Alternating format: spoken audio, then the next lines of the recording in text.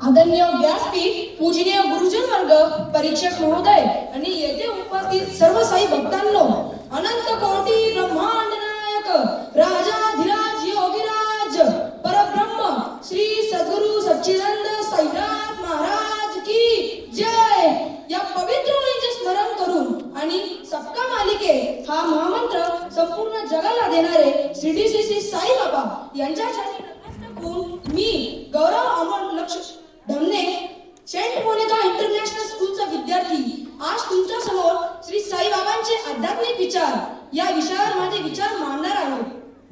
आजच्या आधुनिक धावपळीच्या आणि काहीशा स्वार्थी युगात श्री साई बाबांचे आध्यात्मिक विचार आपल्या मानवी जीवनाला दिशा दाखवण्यासाठी अत्यंत गरजेचे ठरले आहे। साईबाबांच्या अध्यात्माचा पाया अतिशय सोपा आणि सरळ होता। त्यांनी सामान्य माणसाला समजेल अशा भाषेत अध्यात्म शिकवले।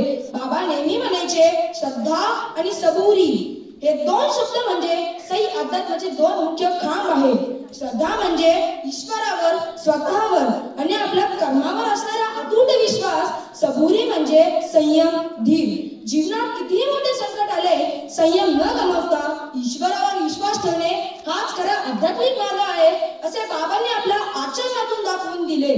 मित्र हो, साईबाबांच्या अध्यात्माचे सर्वात मोठे वैशिष्ट्य म्हणजे धुनी आणि उदी। धुनीतून निघणारी उदी आपल्याला हेच शिकवते की हे मानवी शरीर एक दिवस जळून राख होणार आहे। त्यामुळे मानवी अहंकाराला आणि गर्वाला या मनास स्थान देऊ नका। बाबांनी भौतिक सुखाच्या मागे न धावता आत्मिक समाधानाचा मार्ग दाखवला। त्यांनी सांगितले की खरा आनंद हा मिळवण्यात नसून तर देण्यात असतो। बाबांचा हाच विचार आजही शिर्डी त्यांना करोडो भक्तांना जगण्याची नवी दृष्टी देत आहे। बाबांचे आध्यात्मिक विचार कोणत्याही एका विशिष्ट धर्मापुरते मर्यादित नव्हते। त्यांनी धर्म, जात, पंथ आणि गरिबी श्रीमंती या पलीकडे जाऊन मानवता हाच खरा धर्म मानला आहे। बाबांनी नेहमी सांगितले की भुकेल्याला अन्न द्या, तहानलेल्याला पाणी द्या आणि दुःखी माणसांचे अश्रू पुसणा। बाबांचे हेच विचार आजच्या तरुण पिढीला संयम आणि सदाचाराची शिकवण देत आहे। व्यासपीठावर उपस्थित मान्यवरांना मला आवर्जून सांगावेसे वाटते की आज जेव्हा आपण आजूबाजूला पाहतो तेव्हा मानवामध्ये द्वेष आणि स्पर्धा वाढलेली दिसते। अशा वेळेस बाबांचे तू माझ्याकडे बघ, मी तुझ्याकडे बघेन हे वचन मनाला मोठा दिलासा देते। बाबा स्वतः भिक्षा मागून आणत आणि ती गरिबांमध्ये वाटत असत। दुसऱ्यांच्या भुकेत आपली भूक पाहणे हेच खरे प्रगत अध्यात्म आहे, असे बाबांनी सांगितले। बाबांनी कधी हा सल्ला दिला नाही की हिमालयात जाऊन तपश्चर्या करा किंवा संसार सोडून संन्यासी व्हा।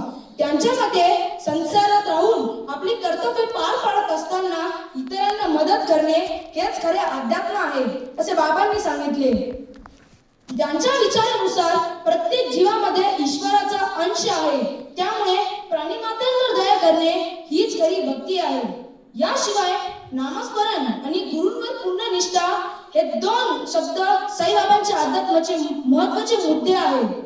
आजच्या पिढीत जेव्हा तरुणांमध्ये मानसिक ताणतणावावरील नैराश्य निर्माण होते, तेव्हा बाबांचे तू माझ्याकडे बघ, मी तुझ्याकडे बघेन हे वचन मनाला मोठा दिलासा देते।